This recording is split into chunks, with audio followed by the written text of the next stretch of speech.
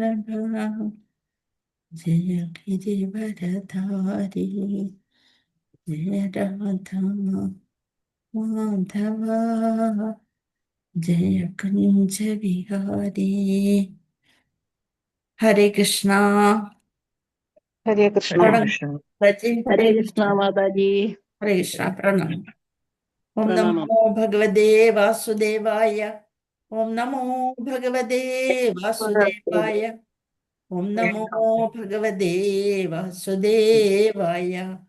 ओम अज्ञानतिमिरान्धस्य ज्ञानाञ्जनशलाकया चक्षुरुन्मीलितं येन तस्मै श्रीगुरवे नमः। श्रीचैतन्यमनोभीष्टं स्थापितं येन भूतले स्वयं रूपकदा मह्यं ददाति स्वपदान्तिकं।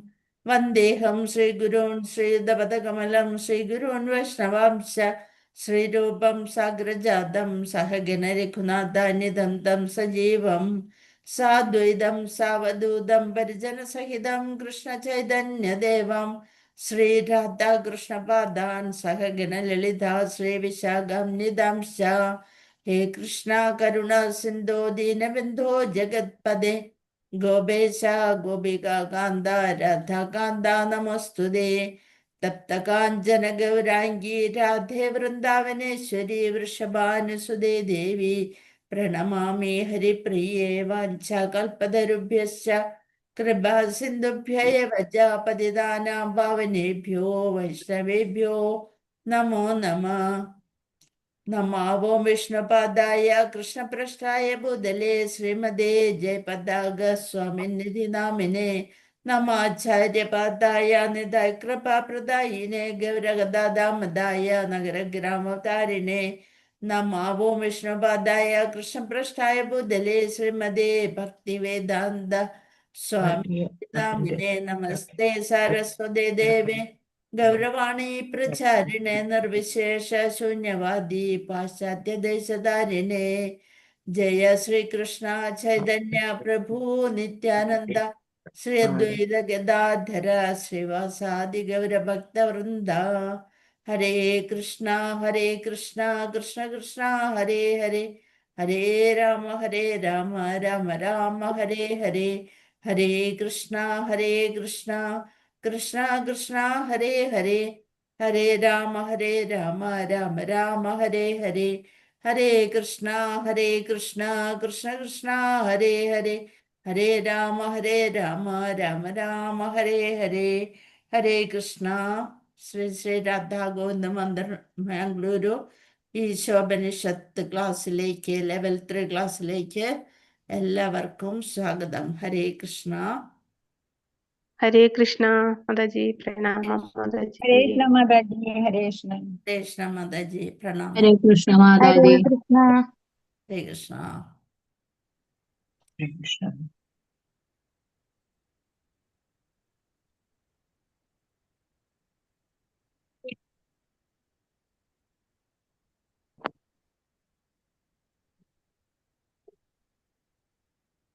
ഹരേ കൃഷ്ണ.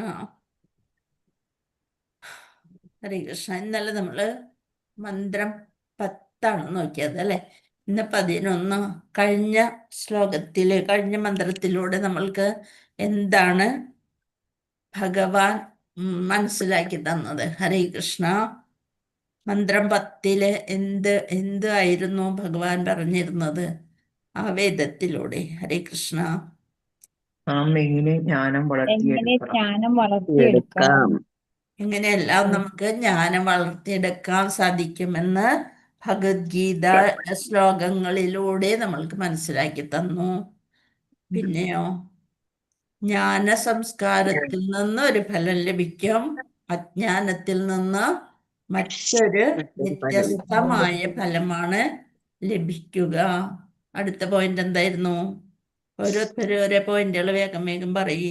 ഒരു ജീവാത്മാവിന്റെ ഭൗതിക ക്ലേശങ്ങളെ പറ്റി പറഞ്ഞു. ജന്മ ജനനം, മൃത്യു മരണം, വാർദ്ധക്യം, ജരാവ്യാധി. ദേഹസമാധി. ജന്മ മൃത്യു ജരാവ്യാധി അതിൽ നിന്ന് ഒരാൾക്കും ഒഴിഞ്ഞു പോകാൻ സാധിക്കില്ല. പറ്റില്ല. പിന്നെന്തായിരുന്നു? ആന്തരിക സർവകലാശാലയിൽ അതെ, ഇപ്പൊ സർവകലാശാല വിദ്യാർത്ഥികൾക്ക് ബ്രഹ്മചര്യത്തിന്റെ ഈ ആത്മക തത്വങ്ങളെ കുറിച്ചുള്ള പാഠങ്ങൾ നൽകുന്നില്ല. അതുകൊണ്ട് അത് ഇതിന് ശാസ്ത്രാനുസാരമായിട്ട് അതിൽ വിശ്വാസമില്ല. പിന്നെന്തായിരുന്നു അടുത്ത പോരിന്റെ? ആരാണ്? ധീരൻ. ധീരൻ ആരാണ്?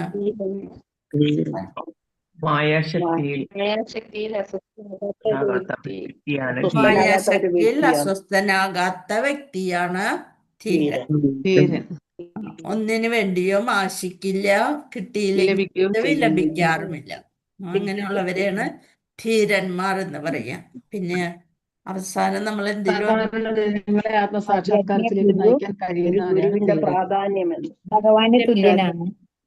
വിശ്വാസ്യനായ ഒരു ആധ്യാത്മിക ഗുരുവിന്റെ പ്രാധാന്യം എന്ത്? നമ്മളെ ഭഗവാനിലേക്ക് എത്തിക്കാൻ ആരെ കൊണ്ട് മാത്രമേ സാധിക്കുള്ളൂ?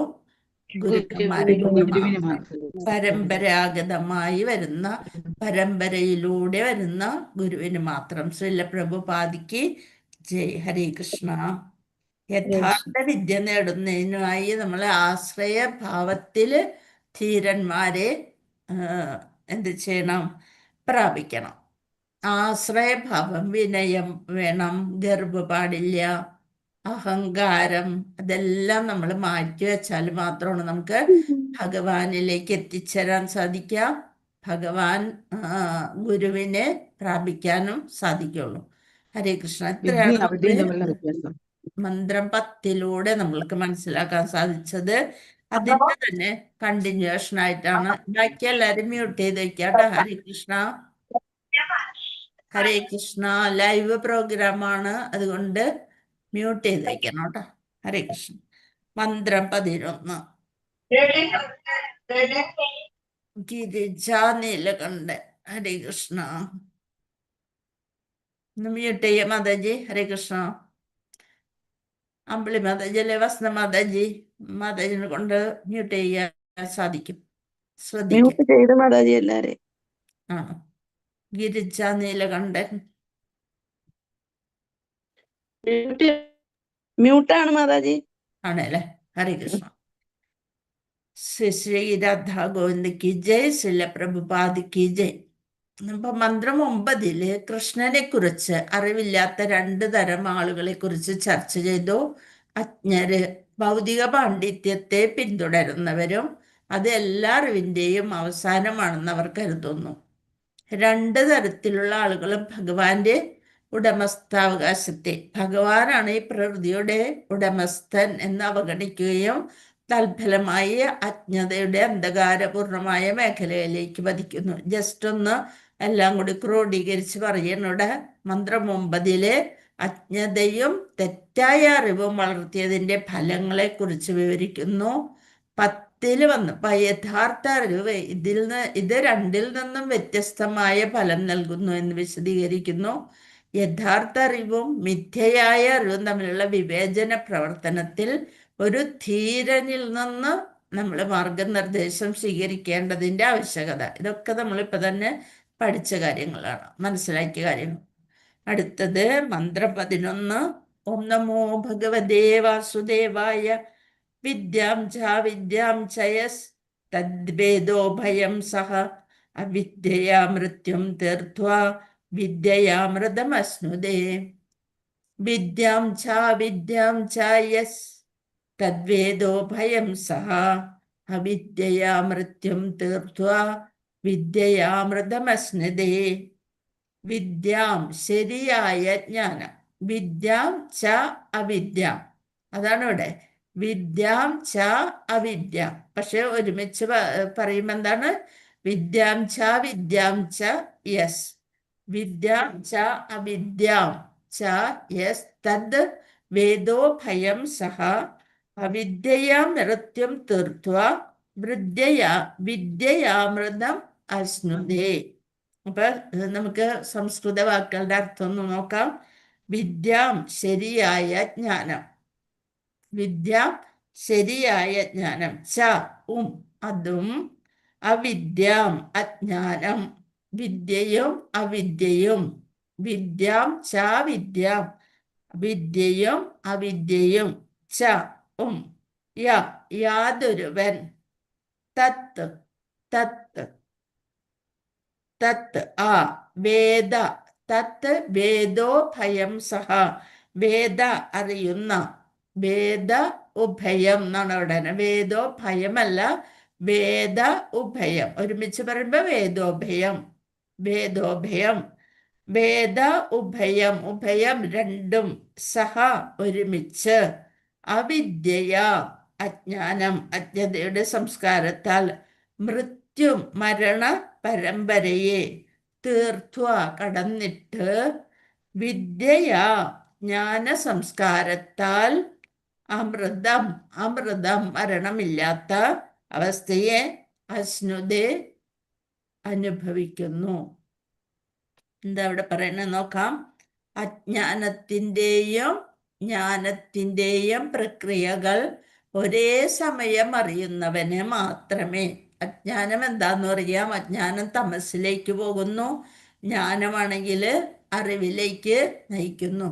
അജ്ഞാനത്തിൻ്റെയും ജ്ഞാനത്തിൻ്റെയും പ്രക്രിയകൾ ഒരേ സമയം അറിയുന്നവന് മാത്രമേ ജനന മരണ ചക്രത്തെ അതിക്രമിച്ച് അമൃതത്വം, അമൃതത്വം, അമൃത എന്ന് വെച്ചാല് മരണമില്ലാത്ത അവസ്ഥ കിട്ടണത്, ദേവന്മാർക്ക് അമൃത് കഴിക്കണ പോലെ അല്ലെ, അമൃതത്വം ആസ്വദിക്കാനാവൂ. അങ്ങനെ ആസ്വദിക്കാൻ സാധിക്കുന്നവന് അജ്ഞാനത്തിൻ്റെയും ജ്ഞാനത്തിൻ്റെയും പ്രക്രിയകൾ ഒരേ സമയം അറിയാൻ സാധിക്കും.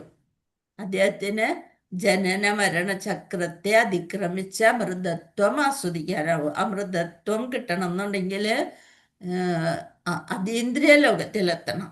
ബ്രഹ്മാവ് തുടങ്ങി എല്ലാവർക്കും മരണമുണ്ട്.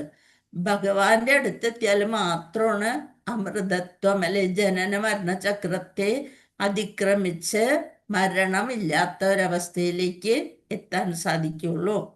അപ്പൊ ഒന്നും കൂടി നമുക്ക് ശ്ലോകം നോക്കാം.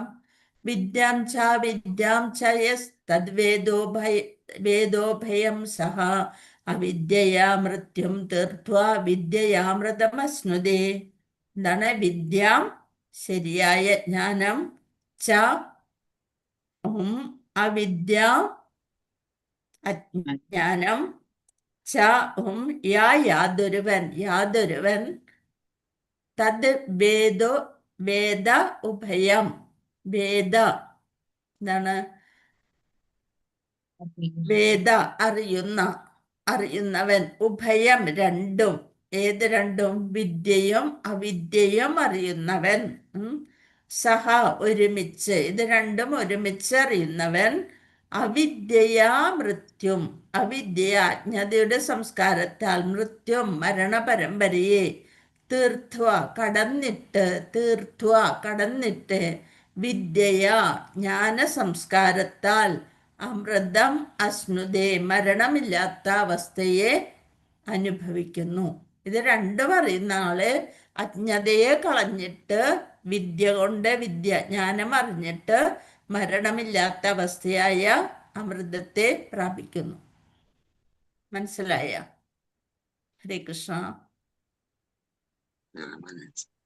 അജ്ഞാനത്തിൻ്റെയും ജ്ഞാനത്തിൻ്റെയും പ്രക്രിയകൾ ഒരേ സമയം അറിയുന്നവന് മാത്രമേ ജനന മരണ ചക്രത്തെ അതിക്രമിച്ച് അമൃതത്വം ആസ്വദിക്കാനാവും.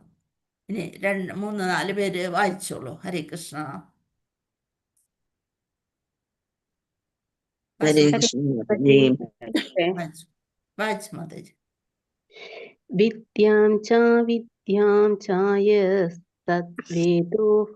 സഹ, അവിദ്യയാ മൃത്യും തീർത്വാ വിദ്യയാമൃത അശ്നുതേ. വിവർത്തനം. അജ്ഞാനത്തിന്റെയും ജ്ഞാനത്തിന്റെയും പ്രക്രിയകൾ ഒരേ സമയം അറിയുന്നവന് മാത്രമേ ജനന മരണ ചക്രത്തെ അതിക്രമിച്ച് അമൃതത്വം ആസ്വദിക്കാനാവൂ. ഹരേ കൃഷ്ണ. പ്രണാം. മാതാജി. വിദ്യാം ച അവിദ്യാം ച യസ്തദ്വേദോ ഭയം സഹ, അവിദ്യയാ മൃത്യും തീർത്വാ വിദ്യയാമൃതമശ്നുതേ. വിവർത്തനം. അജ്ഞാനത്തിന്റെയും ജ്ഞാനത്തിന്റെയും പ്രക്രിയകൾ ഒരേ സമയം അറിയുന്നവന് മാത്രമേ ജനന മരണ ചക്രത്തെ അതിക്രമിച്ച് അമൃതത്വം ആസ്വദിക്കാനാവൂ. ഹരേ കൃഷ്ണ മാതാജി. ഹരേ കൃഷ്ണ. പ്രണാം മാതാജി. ഹരേ കൃഷ്ണ. എടുത്ത ഹരേ കൃഷ്ണ വായിച്ചോളൂ മാതാജി ഇരിക്കട്ടെ. വായിച്ചോളൂ. വിദ്യാം ച യസ്തദ്വേദോ വേദോഭയം സഹ അവിദ്യയാ മൃത്യും തീർത്വാ വിദ്യയാ അമൃതമശ്നുതേ. വിവർത്തനം. അജ്ഞാനത്തിന്റെയും ജ്ഞാനത്തിന്റെയും പ്രക്രിയകൾ ഒരേ സമയം അറിയുന്നവന് മാത്രമേ ജനന മരണ ചക്രത്തെ അതിക്രമിച്ച് അമൃതത്വം ആസ്വദിക്കാനാവൂ. ഹരേ കൃഷ്ണ. ഹരേ കൃഷ്ണ മാതാജി. ഹരേ കൃഷ്ണ. വായിച്ചോളൂ മാതാജി. നമോ ഭഗവതേ വാസുദേവായ. വിദ്യാം ച യസ്തദ്വേദോ ഭയം സഹ അവിദ്യയാ മൃത്യും തീർത്വാ വിദ്യയാമൃതമശ്നുതേ. വിവർത്തനം എഴുതിയ ശ്രീല പ്രഭുപാദ് കി ജയ്. അജ്ഞാനത്തിന്റെയും ജ്ഞാനത്തിന്റെയും പ്രക്രിയകൾ ഒരേ സമയം അറിയുന്നവന് ജനന മരണ ചക്രത്തെ അതിക്രമിച്ച് അമൃതത്വം ആസ്വദിക്കാം. ഹരേ കൃഷ്ണ മാതാജി. ഹരേ കൃഷ്ണ. പ്രണാം മാതാജി. ഹരേ കൃഷ്ണ. ഒരാളും കൂടി വായിച്ചോളൂ. ഹരേ കൃഷ്ണ മാതാജി, ഞാൻ വായിക്കട്ടെ. സന്ധ്യ മാതാജി വായിച്ചോളൂ. ഹരേ കൃഷ്ണ. ഹരേ കൃഷ്ണ. വിദ്യാം ച അവിദ്യാം ച യസ്തദ്വേദ വേദോഭയം സഹ അവിദ്യയാ മൃത്യും തീർത്വാ വിദ്യയാ അമൃതമശ്നുതേ. വിവർത്തനം. അജ്ഞാനത്തിന്റെയും ജ്ഞാനത്തിന്റെയും പ്രക്രിയകൾ ഒരേ സമയം അറിയുന്നവന് മാത്രമേ ജനന മരണ ചക്രത്തെ അതിക്രമിച്ച് അമൃതത്വം ആസ്വദിക്കാനാവൂ. ഹരേ കൃഷ്ണ. ഹരേ കൃഷ്ണ. നമ്മുടെ പ്രഭുക്കന്മാരാരുല്ലേ? ഒരു പ്രഭു വായിച്ചേ. ഹരേ കൃഷ്ണ.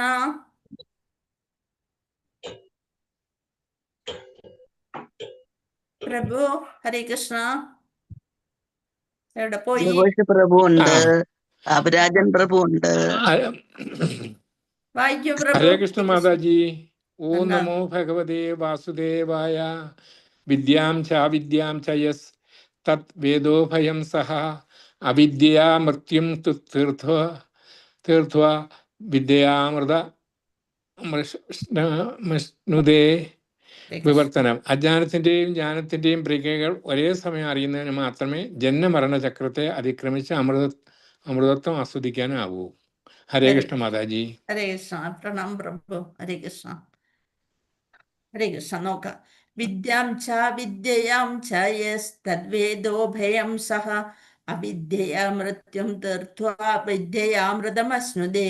അജ്ഞാനത്തിന്റെയും ജ്ഞാനത്തിന്റെയും പ്രക്രിയകൾ ഒരേ സമയം അറിയുന്നവന് മാത്രമേ ജനന മരണ ചക്രത്തെ അതിക്രമിച്ച് അമൃതത്വം ആസ്വദിക്കാൻ കഴിയൂ. ജീവിതത്തെക്കുറിച്ചുള്ള സമതുലിതമായ വീക്ഷണം. എങ്ങനെയാണ് നമ്മൾ ജീവിതത്തെ കാണേണ്ടത് എന്നാണ് പറയുന്നത്. നാം വിദ്യയുടെ പ്രക്രിയയിൽ ഏർപ്പെട്ടിരിക്കണമെന്ന് ലോകത്തിൻ്റെ ദുരിതങ്ങൾ നമ്മെ ഓർമ്മിപ്പിക്കുന്നു. നമ്മൾ എന്തായിരിക്കും? ലോകത്തിൽ മുഴുവൻ ഭവസാഗരമാണ് അല്ലേ? എപ്പോഴും ദുരിതങ്ങൾ തന്നെയാണ്. അപ്പം അതുകൊണ്ട് നാം വിദ്യയുടെ പ്രക്രിയയിൽ ഏർപ്പെട്ടിരിക്കണം. ഇത് തന്നെയാണ് വിദ്യ കേട്ടോ. നമ്മൾ ഈ ചെയ്യുന്ന സത്സംഗം അങ്ങനെയുള്ള ഭഗവാനെ അറിയുക എന്ന വിദ്യയിൽ നമ്മൾ ഏർപ്പെട്ടിരിക്കണം. പോസിറ്റീവ് നേരിട്ടുള്ള അറിവ്, നെഗറ്റീവ് പരോക്ഷമായിട്ടുള്ള എന്നിവ രണ്ടും ഉണ്ടായിരിക്കണം. ശരിക്കും അവിദ്യ എന്താണെന്ന് അറിഞ്ഞവർക്ക് മാത്രമേ വിദ്യയുടെ പ്രാധാന്യം അറിയാൻ സാധിക്കുള്ളൂ. ഉദാഹരണത്തിന്, ജീവിതം മോശമാണെന്ന് നിങ്ങൾ കരുതുന്നുവെങ്കിൽ നിങ്ങൾ അതിനെ നിരാകരിക്കാൻ തുടങ്ങുകയും ഒരു അവ്യക്തഗതവാദിയായി മാറുകയും ചെയ്യും. ശരിക്കും ജീവിതം എന്ത് ജീവിതം എന്ന് പറഞ്ഞുകൊണ്ട് ഭഗവാൻ എന്ന് പറഞ്ഞൊരു സംഭവമൊന്നും ഇല്ല. എന്തിനാണ് ഈ മനുഷ്യജന്മം കിട്ടിയതിൻ്റെ വിലയൊന്നും മനസ്സിലാക്കാതെ നമ്മൾ ദൈവത്തെ നിരാകരിച്ചുകൊണ്ട് അവ്യക്തഗതവാദിയായി മാറും. ജീവിതം വളരെ നല്ലതാണെങ്കിൽ നിങ്ങൾ അതിൽ കുറച്ച് കൃഷ്ണനെ ചേർക്കുകയാണെങ്കിൽ നിങ്ങളൊരു സഹജീവനായി അവസാനിക്കും. കൃഷ്ണനെ ഭൗതികമായ രീതിയിൽ വില കുറഞ്ഞ രീതിയിൽ മാത്രം നമ്മൾ എടുക്കും. സ്വയം ആസ്വദിച്ച് സ്വയം ജീവിതം ആസ്വദിക്കാൻ വേണ്ടി മാത്രം ഭഗവാനെ കൂട്ടുപിടിക്കും. സമചിത്തത പുലർത്തുക, ഭൗതിക ജീവിതത്തിൻ്റെ വൈകല്യങ്ങൾ കാണുകയും അതിൽ മോശമായ ഇടപാടിൻ്റെ പരമാവധി പ്രയോജനം നേടലായി വ്യാപൃതനാകുകയും ചെയ്യുന്നു. ഭൗതിക ലോകത്തിലെ ഈ ദുരിതങ്ങൾ ജഡപദാർത്ഥങ്ങളുമായുള്ള നമ്മുടേന്ന് വെച്ചാൽ നമ്മുടെ ആത്മാവ് പൊരുത്തമില്ലായ്മ അനുസ്മരിപ്പിക്കാൻ നേരിട്ടല്ലാതെ സഹായിക്കുന്നു. ബുദ്ധിയുള്ള ജീവസത്തകൾ പൊതുവെ ഈ ഓർമ്മപ്പെടുത്തലുകൾ ശ്രദ്ധിക്കുകയും വിദ്യയുടെ അഥവാ അതീന്ദ്രിയമായ ജ്ഞാനത്തിന്റെ സംസ്കാരത്തിൽ വ്യാപൃതനാകുകയും ചെയ്യുന്നു. ഇത് ഭവസാഗരമാണ് ഈ കാണിച്ചിരിക്കുന്നത്. ഇതിൽ കിടന്ന് മുങ്ങി പൊങ്ങി താണുകൊണ്ടിരിക്കുകയാണ്. ഇപ്പൊ നമ്മള് ഇത്രയും പേര് ഇവിടെ വന്നിരിക്കുന്നത് വളരെ കുറച്ച് പേര് മാത്രമേ ചെറിയ പ്രായത്തിലുള്ളവര് ഉള്ളൂ. ബാക്കിയൊക്കെ നമ്മൾ ശരിക്കും ജീവിതത്തെക്കുറിച്ച് അറിഞ്ഞു കഴിഞ്ഞതുകൊണ്ടാണ് ഭഗവാൻ മാത്രമുള്ളൂ ഇനി രക്ഷ എന്നുള്ളൊരു മട്ടിൽ വന്നിരിക്കുന്നത്. മറ്റുള്ളവര് കുറച്ച് പ്രായം കുറഞ്ഞവരാണെങ്കിൽ അവർ ഭാഗ്യവാന്മാരാണ് അല്ലെ.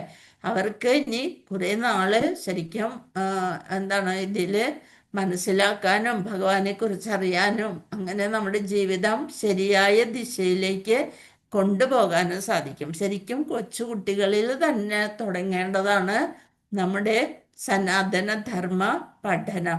ഇവിടെ നോക്കുക, ഭഗവാനെ വിളിക്കുമ്പോഴത്തേനും ഭഗവാൻ ഗരുഡന്റെ വാഹനത്തിലേറി വന്ന് നമ്മളെ രക്ഷപ്പെടുത്താനായിട്ട് നമ്മൾ ഭഗവാനെ 2 കൈയും ഉയർത്തി വിളിക്കണം. എപ്പോഴും നാണം കെട്ട് വിളിക്കണം എന്നാണ് പറയുന്നത്. നാണക്കേടൊന്നും നമ്മളൊക്കെയാണെങ്കിൽ മറ്റുള്ളവർ കേൾക്കുമോ നാമം ചൊല്ലണത്? അത് കേൾക്കാൻ പാടില്ല. അങ്ങനെയൊക്കെ ഓരോ ചിട്ടകളോട് കൂടിയേ ചെയ്യുള്ളൂ. പക്ഷെ അങ്ങനെയല്ല വേണ്ടത്. ശരിക്കും ഭഗവാനെ ഉള്ളഴിഞ്ഞ് നമ്മൾ വിളിക്കണം. എൻ്റെ കൃഷ്ണ എന്ന് വിളിച്ചാല് ആ വിളിപ്പുറത്ത് ഭഗവാൻ വരണം അല്ലെ. എപ്പോഴും ഭഗവാൻ മാത്രമുള്ളൂ എനിക്ക് കൂട്ട് എന്നങ്ങോട്ട് ഉറച്ച് വിശ്വസിക്കുക. ശ്രദ്ധ എന്ന് വെച്ചാല് ദൃഢമായ വിശ്വാസം. അങ്ങനെ വിശ്വസിച്ചാല് ഭഗവാൻ ആ വിളിപ്പുറത്ത് വരും. നമ്മളെ ഈ ഭവസാഗരത്തിൽ നിന്ന് ഭഗവാൻ രക്ഷിക്കും എന്നുള്ളത് ഉറപ്പായ കാര്യമാണ്. അത് ഭഗവത്ഗീതയിലൂടെയും ഭാഗവതത്തിലൂടെയും വേദങ്ങളിലൂടെയും ഒക്കെ ഭഗവാൻ പറഞ്ഞിരിക്കുകയാണ്. ഭഗവാന്റെ മക്കളാണ് എല്ലാവരും. ഭഗവാനെ വിളിച്ചു കഴിഞ്ഞാൽ അജാമിളൻ സ്വന്തം മകനെയാണ് മരണഭയം വന്നപ്പോൾ വിളിച്ചത്. പക്ഷെ ആ പേര് നാരായണ എന്നായിരുന്നു. അപ്പോഴാണ് ഭഗവാൻ അത് കേട്ട മാത്രയില് ആ പേരിന് ഭഗവാനെ വിളിച്ചു എന്നുള്ളൊരിതില് വിഷ്ണു ഭക്തന്മാരെ പറഞ്ഞയക്കുകയാണ് ചെയ്യണത് അജാമിളനെ അതിൽ നിന്ന് രക്ഷിക്കാൻ വേണ്ടിയിട്ട്.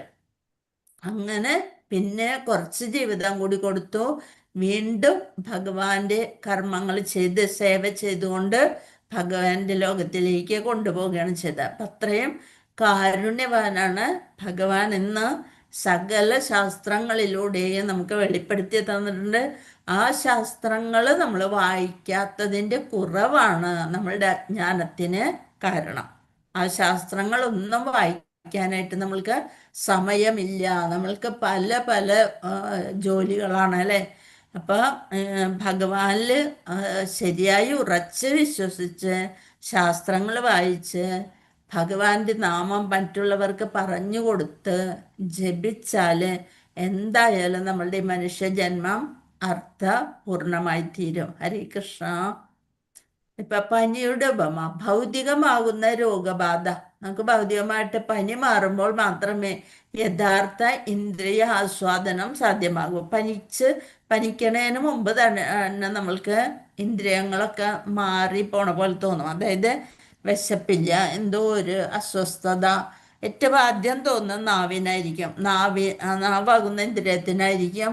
എന്തെങ്കിലും അസുഖം വരുമ്പോഴത്തേനും നമ്മൾക്ക് തോന്നും ഭക്ഷണത്തോട് ഒരു താല്പര്യമില്ലായ്മ, ഒരു വിശപ്പില്ലായ്മ. അതൊക്കെ തോന്നുമ്പോൾ തന്നെ അറിയാം എന്തോ അസുഖം വരാൻ പോകുന്നുണ്ടെന്നുള്ളത്.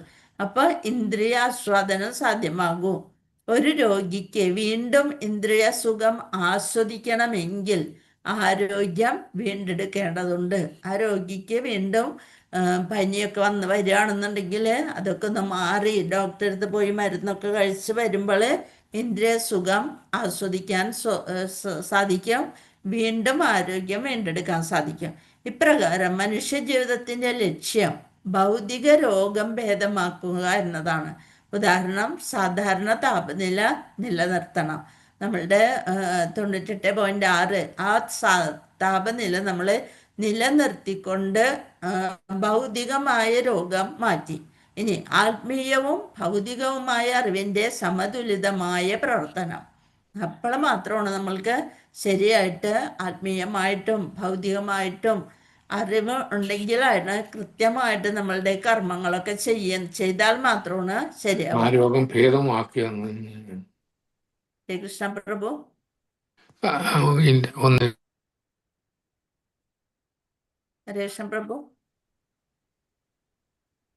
ഭൗതികമായ അറിവിന്റെ സമതുലിതമായ പ്രവർത്തനം. ആത്മീയ അറിവ് വളർത്തിയെടുക്കുകയും മാത്രമല്ല ശരീരത്തെ പരിപാലിക്കുകയും ചെയ്യുക. ശരീരം വേണം. എന്തിനു വേണ്ടി? ആത്മാവ് ഭഗവാന്റെ സേവ ചെയ്യണം എന്നുണ്ടെങ്കിൽ ശരീരം വേണം. ശരീരത്തെ നമ്മൾ ശ്രദ്ധിക്കണം, പക്ഷെ ശരീരം മാത്രം ശ്രദ്ധിച്ചുകൊണ്ടിരിക്കരുത് എന്നാണ് പറയുന്നത്. നമുക്ക് ബുക്കിലുള്ളതൊന്ന് നോക്കാം. ഭൗതിക ലോകം സൃഷ്ടിക്കപ്പെട്ടത് മുതൽ ഓരോരുത്തരും ശാശ്വത ജീവിതം നേടുന്നതിനായി പരിശ്രമിച്ചുകൊണ്ടേയിരിക്കുന്നു. എന്നാൽ മരണത്തെ അതിക്രമിക്കാൻ അല്ലെങ്കിൽ ഒഴിവാക്കാൻ കഴിയാത്ത വിധം ക്രൂരമാണ് നമ്മുടെ പ്രകൃതി നിയമങ്ങൾ. എന്തുകൊണ്ടാണ് നമുക്ക് മരണത്തെ ഒഴിവാക്കാൻ സാധിക്കില്ല എന്ന് പറയുന്നത്? ഉദാഹരണത്തിന് നമുക്ക് കേട്ടിട്ടുണ്ടല്ലേ, ഹിരണ്യകശിപു മരണത്തെ ഒഴിവാക്കി തരണമെന്ന് പറഞ്ഞ് കഠിന തപസ്സിൽ ഏർപ്പെട്ട് ബ്രഹ്മാവിൻ്റെ അടുത്ത് പോയി ബ്രഹ്മാവ് പ്രസാദിച്ച് എന്ത് വേണമെങ്കിലും വരം ചോദിച്ചോളൂ എന്ന് പറഞ്ഞ് അത്രയും കഠിന തപസ്സിൽ വിട്ടിട്ട് ബ്രഹ്മാവിൻ്റെ അടുത്ത് പോയി ബ്രഹ്മാവ് എന്നോട് ചോദിച്ചു, എനിക്ക് മരണം പാടില്ല എന്ന് പറഞ്ഞു. ബ്രഹ്മാവ് പറഞ്ഞ് അത് എന്നെ കൊണ്ട് തരാൻ സാധിക്കില്ല. ജീവാത്മാവ്. ഹരേ കൃഷ്ണ. അല്ലെ പറഞ്ഞ ഹരേ കൃഷ്ണ. സംശയമുണ്ടോ മാതാജി? വിജയേശ്വരി മാതാജി. ഹരേ കൃഷ്ണ. ആരോ തുബീത ആണോ? ഹരേ കൃഷ്ണ. അപ്പൊ നോക്ക്, എന്താ പറഞ്ഞത്? വാർദ്ധക്യം, രോഗം, മരണം എന്നല്ല നമ്മ പറഞ്ഞു. ജന്മ, മൃത്യു, ജരാവ്യാധി. ഇത് മനുഷ്യനായി ജനിച്ചു കഴിഞ്ഞാൽ, ഭൗതികമായിട്ട് ജനിച്ചു കഴിഞ്ഞാൽ എല്ലാവർക്കും വരുന്ന കാര്യങ്ങളാണ് ജന്മ, മൃത്യു, ജര, വ്യാധി. അതുകൊണ്ടാണ് മർത്യൻ എന്ന് വെച്ചാൽ എന്താണ്? മരണമുള്ളവൻ, മൃതമായിരിക്കുന്നവനാണ്. എപ്പോൾ വേണമെങ്കിലും മരണം സംഭവിക്കാം. അതുകൊണ്ടാണ് മർത്യൻ എന്നുള്ള നാമം തന്നെ വന്നത്. അപ്പൊ നോക്ക, ആരും തന്നെ രോഗിയോ വൃദ്ധനോ ആകുവാനോ മരിക്കാനോ ആശിക്കുന്നില്ല. എപ്പോഴും നമുക്ക് എപ്പോഴും സുഖമായിരിക്കണം എന്നുള്ളൊരു ഇതാണ് നമ്മൾക്കുള്ളത്. സോ എന്തെങ്കിലും ഒരു വയ്യായ തോന്നിയാൽ ഉടനെ നമ്മൾ എന്ത് ചെയ്യും? ഭഗവാനോട് ഇങ്ങനെ കംപ്ലൈൻറ്റ് പറയും, ഇന്ന നാമം ജപിച്ചു എന്നിട്ട് എന്താ ഇങ്ങനെ എന്നൊക്കെ ചോദിച്ചുകൊണ്ട് നമ്മളിങ്ങനെ കംപ്ലൈൻറ്റ് പറഞ്ഞുകൊണ്ടിരിക്കും.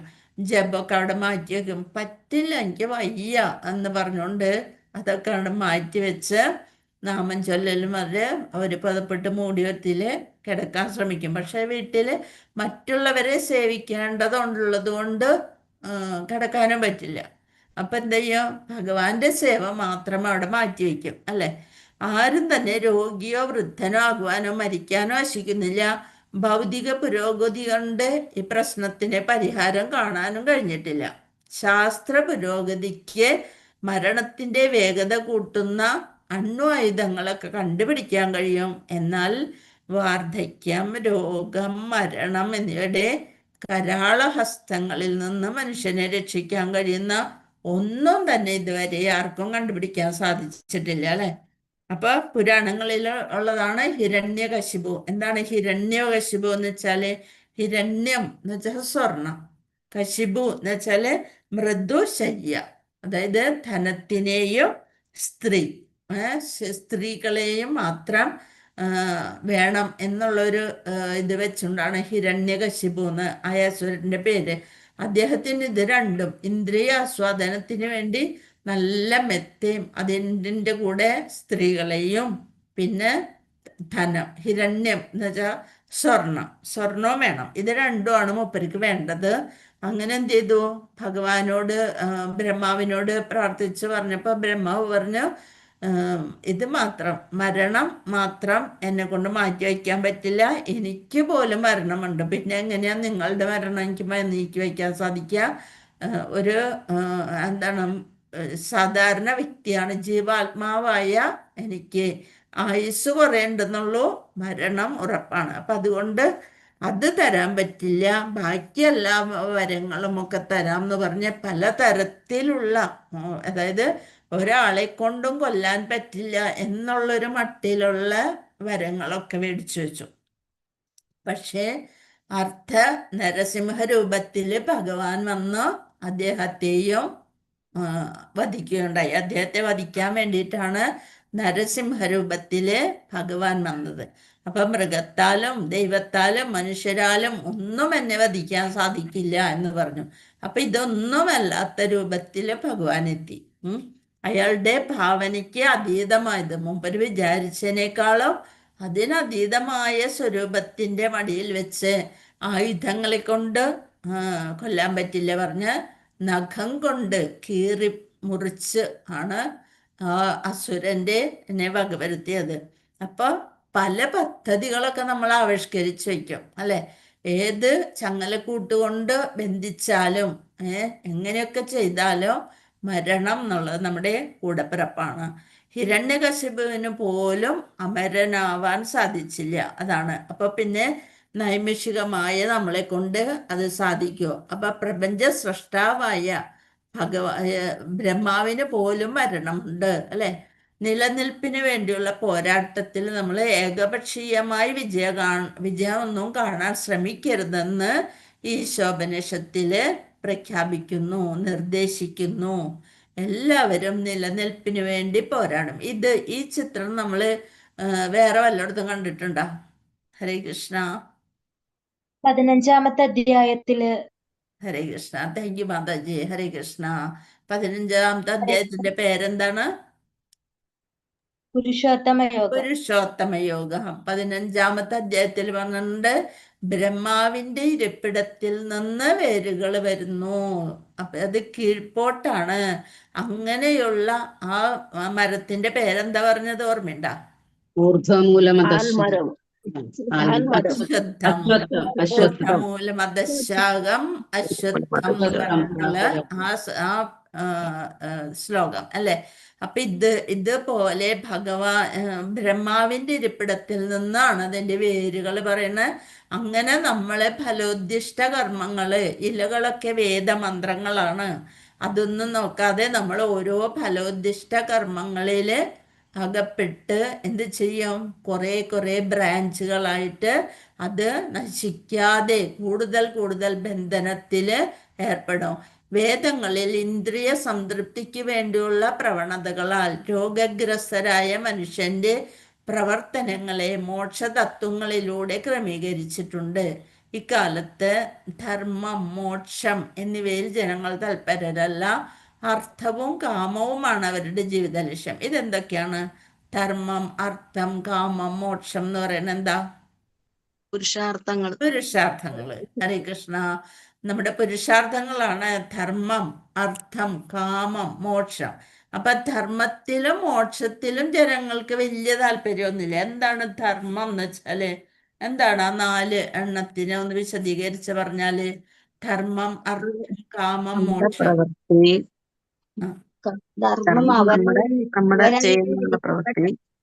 ഹരേ കൃഷ്ണ. അതായത് പുരുഷാർത്ഥങ്ങളാണ്. നമ്മുടെ ഭാരതീയ സങ്കല്പമാണ് പുരുഷാർത്ഥം എന്ന് പറയുന്നത്.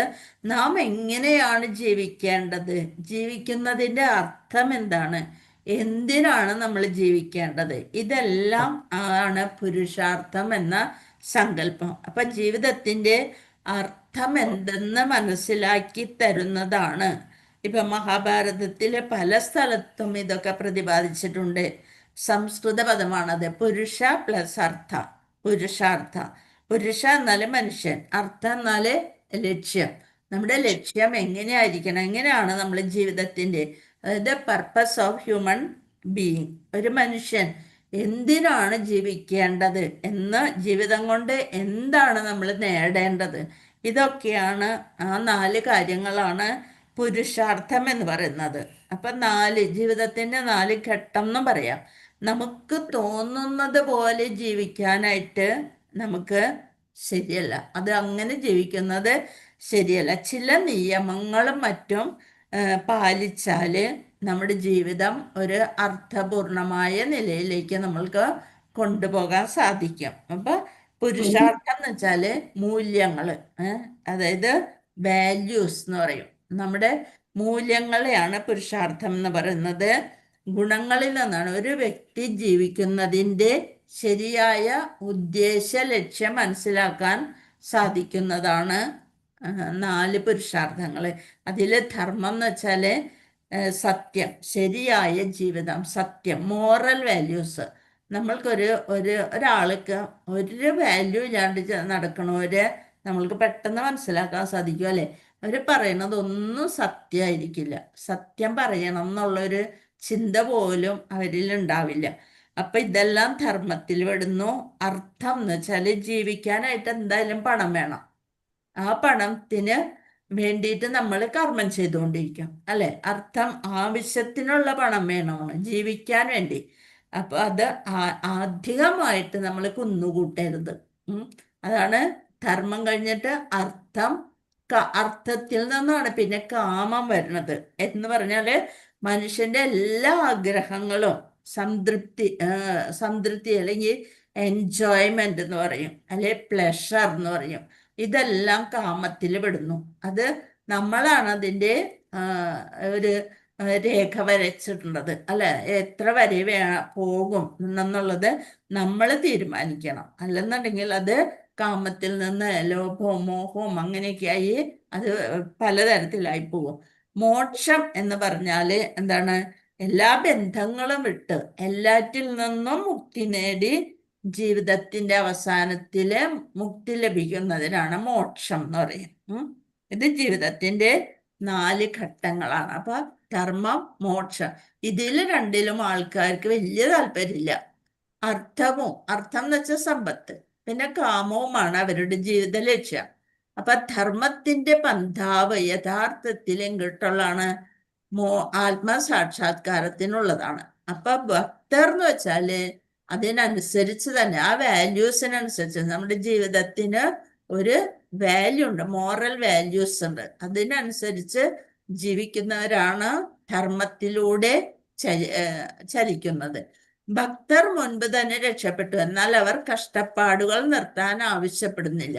അപ്പൊ ഇതിന്റെ വേര് ബ്രഹ്മാവിന്റെ ഇരിപ്പിടത്തിലേക്ക് പോണ തലകീഴായി നിൽക്കുന്ന ഒരു മരത്തിനോടാണ് നമ്മൾ അതിനെ എന്ത് ചെയ്തിരിക്കണം, ഉപമിച്ചിരിക്കുന്നത്.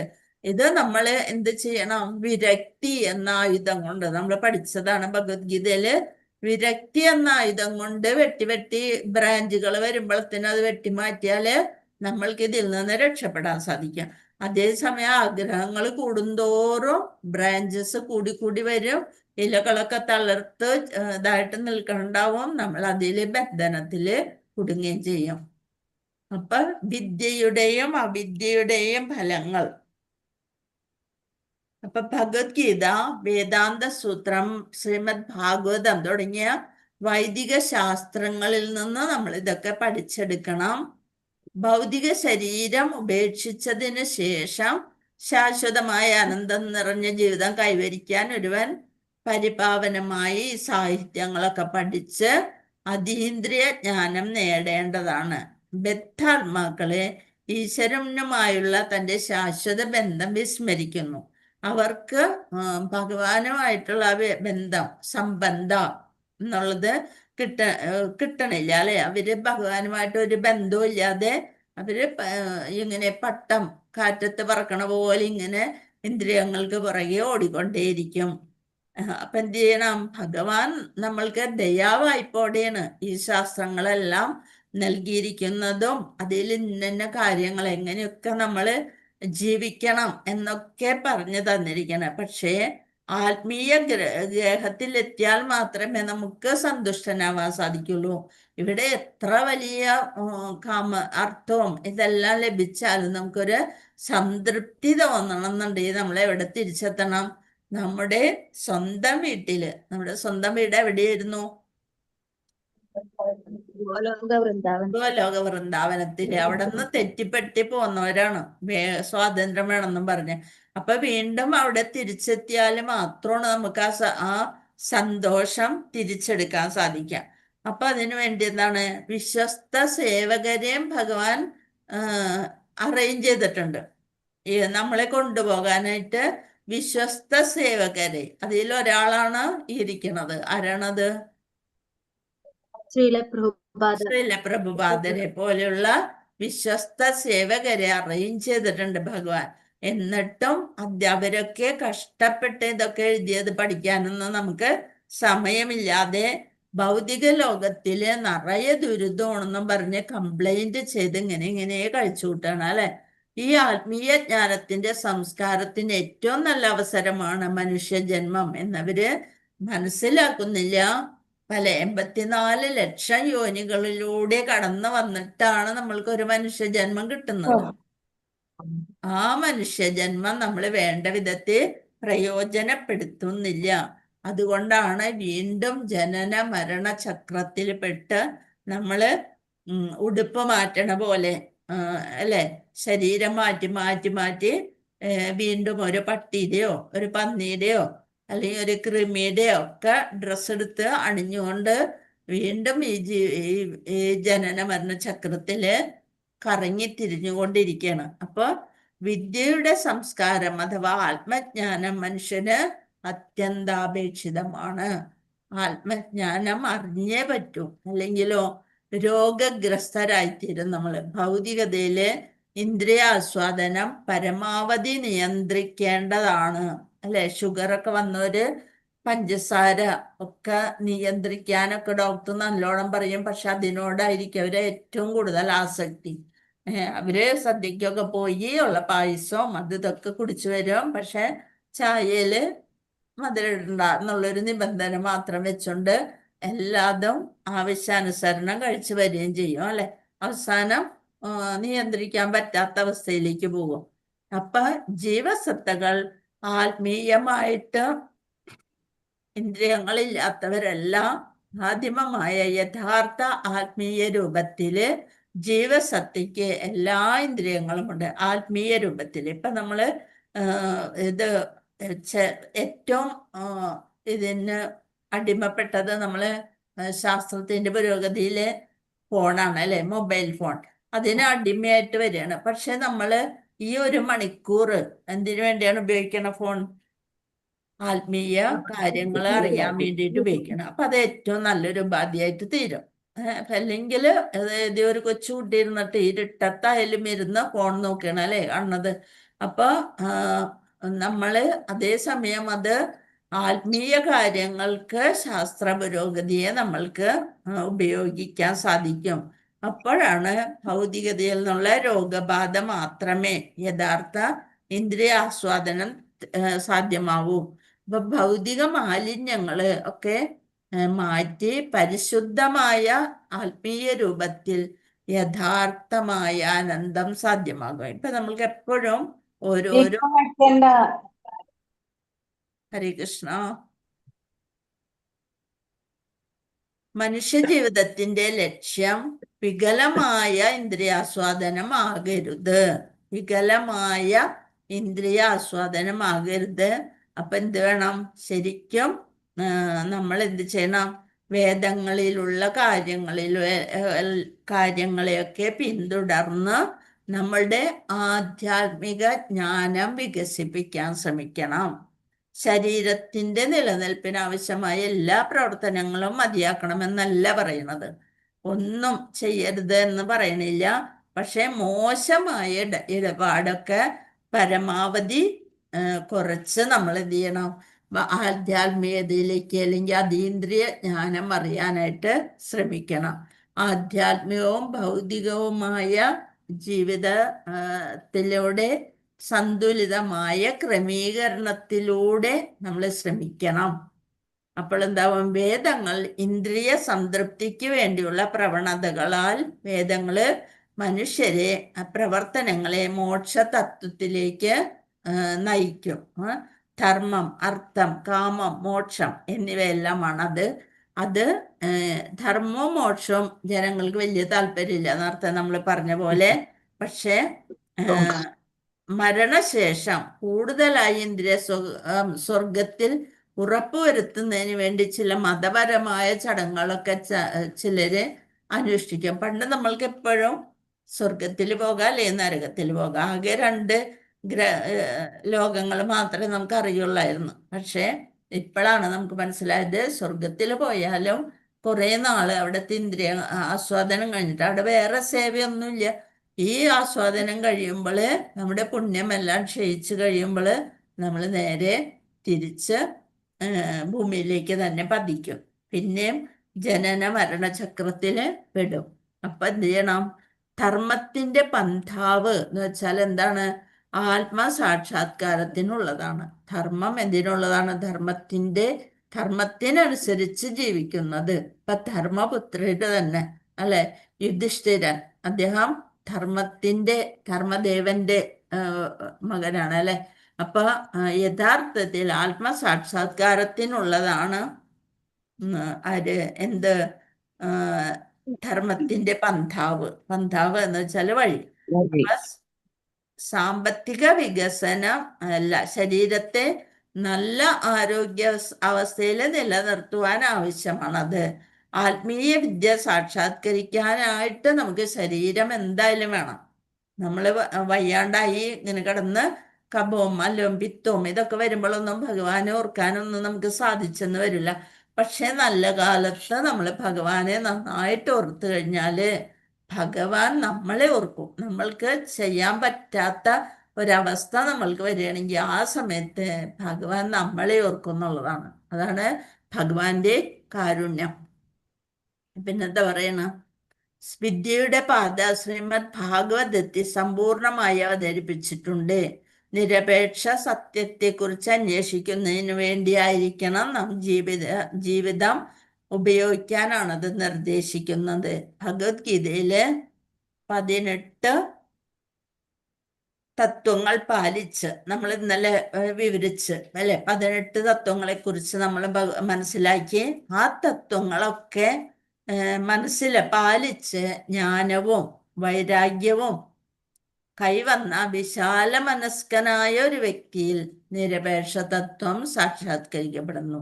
ആരിലാണ് നിരപേക്ഷ തത്വം സാക്ഷാത്കരിക്കാൻ സാധിക്കുന്നത്?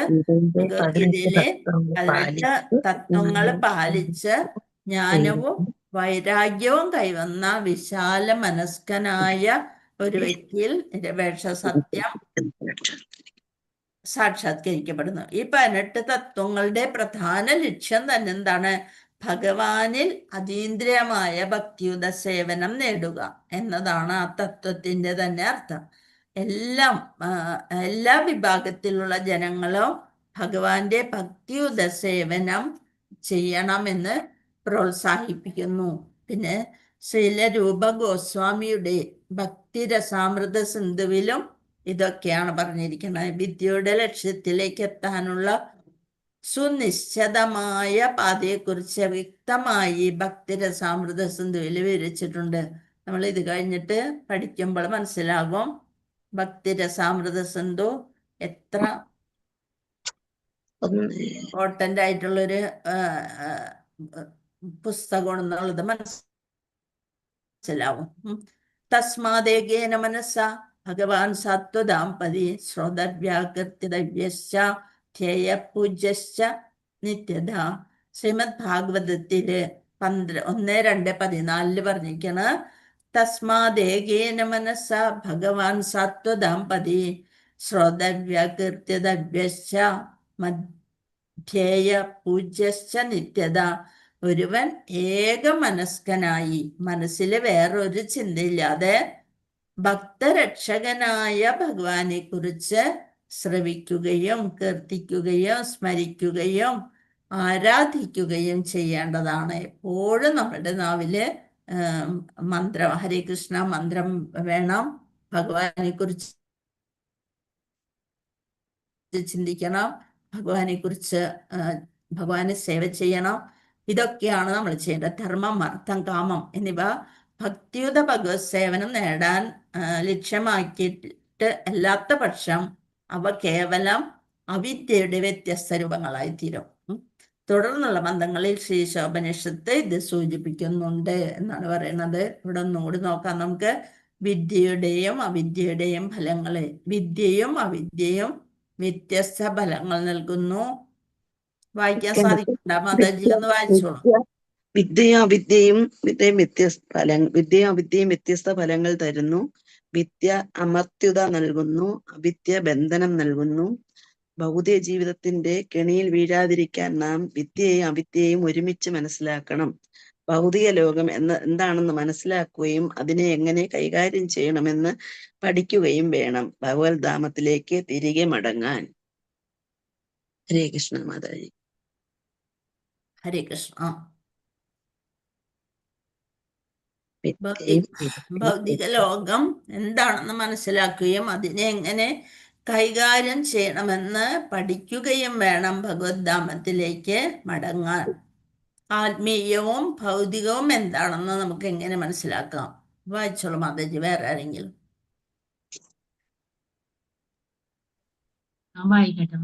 വായിച്ചോളൂ മാതാജി. ശോഭ മാതാജി വായിച്ചു.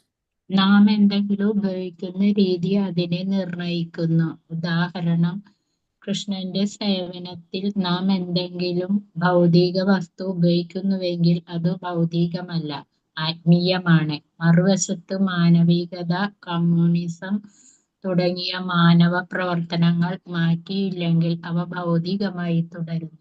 ഹരേ കൃഷ്ണ മാതാജി. ഹരേ കൃഷ്ണ. ഇന്ന് നമ്മള് ഹിരണ്യകശിപു എന്ന പേരിന്റെ അർത്ഥം വ്യക്തമാക്കുക. എന്താണ് ഹിരണ്യം എന്ന് വെച്ചാല്? സ്വർണം. കശിപു എന്ന് വെച്ചാൽ സ്ത്രീലാഡംബരം. ഭൗതിക വിഷയങ്ങളിൽ കശിപു എന്ന പേരിന്റെ അർത്ഥം മൃദുശയ്യ. അതായത് സ്ത്രീകളെ കുറിച്ചാണ് അവിടെ അത് പറയുന്നത്. പക്ഷെ അർത്ഥം എന്തോ ചോദിച്ചാല് ഹിരണ്യം സ്വർണം, കശിപു മൃദുശയ്യ. ധനം, സ്ത്രീ എന്നീ 2 വസ്തുക്കളിലായിരുന്നു ഈ വ്യക്തിക്ക് താല്പര്യം. അതുകൊണ്ടാണ് അദ്ദേഹത്തിന് ഹിരണ്യകശിപു എന്ന് പേര് കിട്ടിയത്. ഈ ഭൗതിക ലോകത്തിന്റെ ദുരിതങ്ങൾ എങ്ങനെ അനുസ്മരിപ്പിക്കാൻ നേരിട്ടല്ലാതെ സഹായിക്കുന്നു? എന്തിനെ അനുസ്മരിപ്പിക്കാനാണ് നേരിട്ടല്ലാതെ സഹായിക്കുന്നു? എന്തിനെ അനുസ്മരിപ്പിക്കാനാണ്? ഭഗവാന് മാത്രമേ ധർമ്മ, അർത്ഥ, കാമ, മോക്ഷം അത് നമ്മൾ വേണ്ട രീതിയിൽ ശരിയായിട്ട് ഉപയോഗിക്കണം എന്ന് അനുസ്മരിപ്പിക്കാനാണ് ഈ ഭൗതിക ലോകത്തിന്റെ ദുരിതങ്ങൾ നമ്മളോട് വിശദമാക്കുന്നത്, അല്ലെ? അല്ലെന്നുണ്ടെങ്കിൽ നമ്മൾ എന്തിൽ പെടും? എല്ലാത്തിലും ഭവസാഗരത്തില് മുങ്ങിത്താഴും. പിന്നെ പറയണത് ഭഗവത്ഗീതയിലെ 8:17 8-ാമത്തെ അധ്യായത്തിലെ 17-ാമത്തെ ശ്ലോകം എന്താണെന്ന് നോക്കാം നമുക്ക്. 8-ാമത്തെ അധ്യായം സഹസ്രയുഗപര്യന്തം ബ്രഹ്മണോ വിദുഃ രാത്രിം യുഗസഹസ്രാന്തം തേ അഹോരാത്രവിദോ ജനാഃ. മനുഷ്യഗണിത പ്രകാരം 1000 യുഗങ്ങളാണ്. ബ്രഹ്മാവിന്റെ ആയുസ്സിനെ പറ്റിയാണ് അവിടെ പറയുന്നത്. അതായത് ഇത്രയൊക്കെ ആയുസ്സുണ്ടെങ്കിലും പുള്ളിക്കും മരണമുണ്ട്. ബ്രഹ്മാവിന്റെ ഒരു ദിവസത്തിന് രാത്രിക്കും അങ്ങനെ തന്നെ 1000 യുഗങ്ങളാണ് ഒരു ദിവസം, അല്ലെ? ബ്രഹ്മാവിന്റെ ഒരു ദിവസം എന്ന് പറയുന്നത് മനുഷ്യഗണിത പ്രകാരം 1000 യുഗങ്ങളാണ്. അത് പറയാനായിട്ടാണ് നമ്മള് ഭഗവത്ഗീതയിൽ പറഞ്ഞിരിക്കണം. അതായത് അദ്ദേഹവും ജീവാത്മാവാണ്. പിന്നെ പുരുഷോത്തമ യോഗത്തിലെ ഊർധമൂലമതശാകം അശ്വത്ഥം പ്രാഹുരവ്യയം ഛന്ദാംസി യസ്യ വർണ്ണാനി യസ്തം വേദസ വേദവിത്ത്. പരമദിവ്യോത്തമ പുരുഷൻ പറഞ്ഞു, വേരുകൾ മേൽപോട്ടും ശാഖകൾ കീഴ്പോട്ടും അശ്വത്ഥം എന്ന് അരയാലുണ്ട്. ഹരേ കൃഷ്ണ ഹരേ കൃഷ്ണ. നാശമില്ലാത്ത അശ്വത്ഥം എന്ന അശ്വത്ഥമുണ്ട്. അതിന്റെ ഇലകളാണ് വേദമന്ത്രങ്ങള്. ഈ വൃക്ഷം എന്തെന്ന് അറിയുന്നവനാണ് വേദജ്ഞൻ എന്നാണ് ഭഗവാൻ ഭഗവത്ഗീതയിലൂടെ പറഞ്ഞിരിക്കുന്നത്. ഹരേ കൃഷ്ണ കൃഷ്ണ കൃഷ്ണ ഹരേ ഹരേ, ഹരേ രാമ രാമ രാമ ഹരേ ഹരേ. ഹരേ കൃഷ്ണ ഇത്രയൊക്കെയാണ് നമ്മൾക്ക് ഈ ശ്ലോകത്തിലൂടെ മനസ്സിലാക്കേണ്ടത്. ഇനി എന്തെങ്കിലും ഈ ശ്ലോകത്തിൽ സംശയം ഉണ്ടെങ്കിൽ ചോദിക്കാം, അല്ലെ നമുക്ക് ക്വസ്റ്റ്യൻസിലേക്ക് അടക്കാം. ഹരേ കൃഷ്ണ.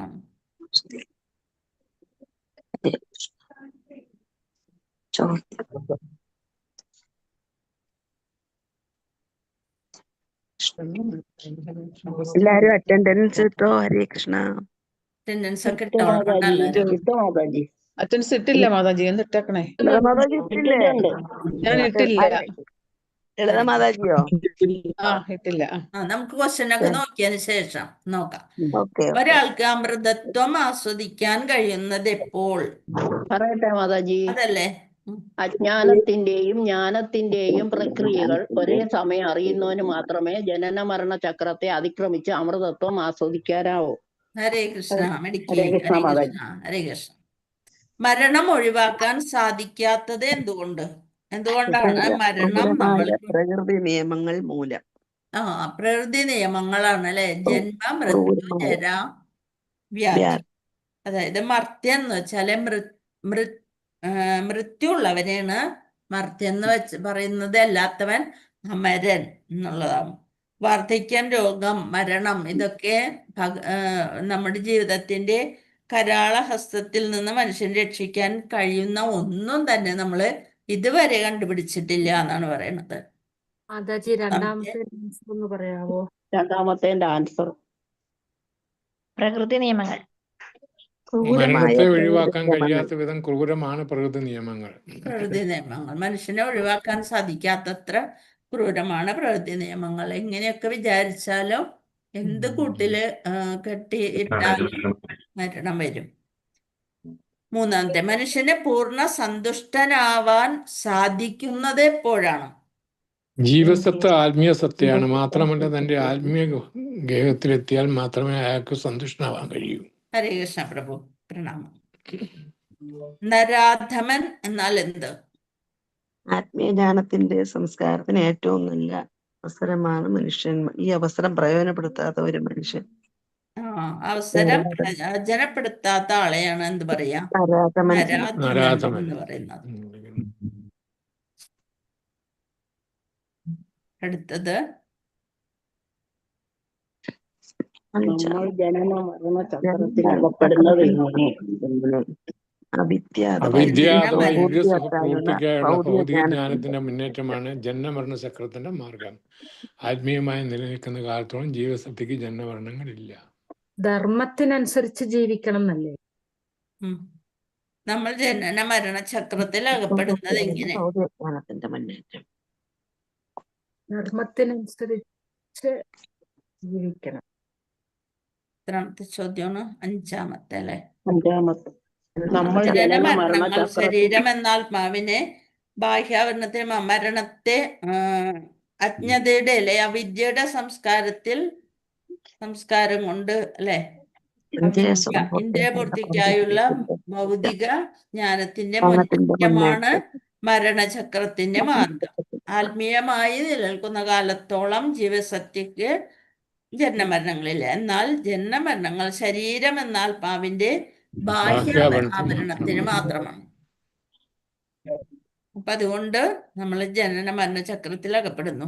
എപ്പോഴാണ് ശരിയായ ഇന്ദ്രിയാസ്വാദനം സാധ്യമാകുന്നത്?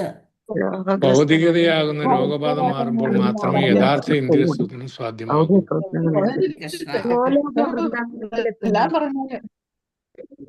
ഹരേ കൃഷ്ണ. ശരിക്കും മാതാജി. ഹരേ കൃഷ്ണ. എപ്പോഴാണ് ശരിയായ ഇന്ദ്രിയാസ്വാദനം?